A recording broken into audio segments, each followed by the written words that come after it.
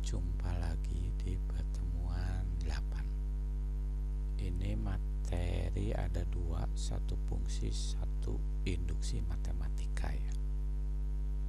Nah, sekarang pengertian dulu fungsi. Apa itu fungsi? Adalah relasi yang mengaitkan setiap elemen A dengan tepat satu elemen B.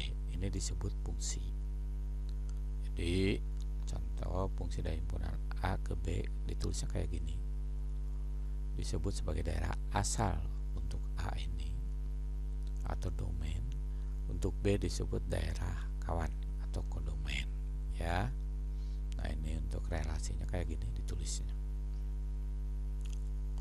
Pengertiannya sendiri ini disebut yang pertama adalah fungsi karena ini adalah satu, ini semua ada ke sini. Yang ini bukan fungsi karena ini ada cabang. Yang ini juga bukan karena ini tidak ada relasi ke sini. Jadi sebetulnya ada dua. Setiap elemen himpunan A harus habis terkait dengan elemen B. Ini yang disebut dua tulang fungsi. Yang kedua, tidak boleh membentuk cabang gini. Contohnya ini, kalian bisa lihat, membaca aja. Cara penyajian juga sama, kalian baca ya, karena ini kita mengingat kuota. Contoh-contoh dari relasi ini baca sajalah. Jenis-jenisnya itu ada 3. Ini injektif, nah ini ya, itu satu ke satu ini. Yang kedua adalah subjektif ya, di sini pokoknya di sini pada atau untuk ya. Jadi setiap elemen himpunan B merupakan bayangan dari satu atau lebih. Ini ada lebih ya. Jadi tidak hanya satu bayangannya, ada lebih. Tapi setiap elemen ini ada bayangan ke sini. Kemudian ada lagi yang disebut bijektif, yaitu dikatakan berkoordinat satu ke satu atau bijection jika ia fungsi satu ke satu dan juga fungsi pada. Nah ini ya.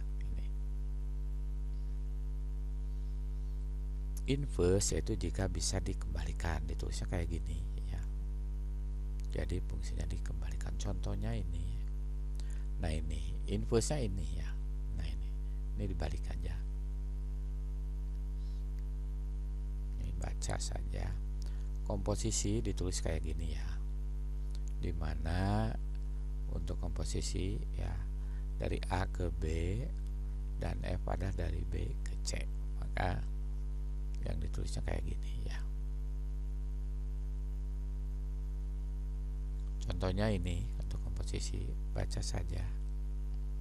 Fungsi usus juga sama, ada floor dan ceiling, ada modulo, faktorial, eksponensial, logaritmi dan rekursif. Nah ini yang perlu saya jelaskan adalah induksi ya. Ini ya materi kedua, dimana untuk induksi ini ya, kalian harus membuktikan luas kiri sama dengan luas kanan. Nah, ini yang disebut dengan induksi matematik. Jadi metode pembuktian ya untuk perihal bilangan bulat. Nah, ini prinsipnya yaitu misalkan PN, pernyataan yang memuat bilangan bulat positif, kita ingin membuktikan bahwa PN benar atau semua bilangan bulat positif ini. Untuk membuktikan pernyataan ini kita perlu menunjukkan dua langkah. Yang satu ini yaitu dengan dicoba, yang dua adalah dengan memasukkan formula membuktikan luas kiri sama dengan luas kanan. Kita lihat contoh lebih mudah. Nah ini, buktikan N bilangan bulat positif. Yang pertama yaitu setengah N plus N plus 1, yaitu ini. Nah ini yang luas kiri ini harus dibuktikan dengan luas kanan. Maka ada dua langkah seperti yang tadi itu disebut langkah basis induksi. Kita masukkan aja nilai ini 1, N nya sama dengan 1, benar enggak? Nah ini, oh benar.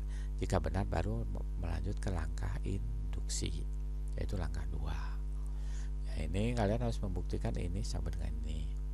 Tetapi di sini harus ditambahkan formula n plus 1. Ininya juga sama n plus 1 ya. Jadi kalian tambahkan ya. Itu jadi n plus 1. Dari mana yang n plus 1? Yang ininya n plus 1, ini juga n plus 1. Nah, maka ini jadi n plus 2, ini juga n plus 1 ya. Nah, yang ini tidak boleh dirubah-rubah.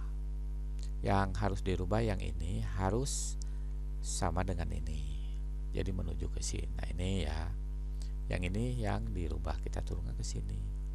Dari sini masukkan ke sini.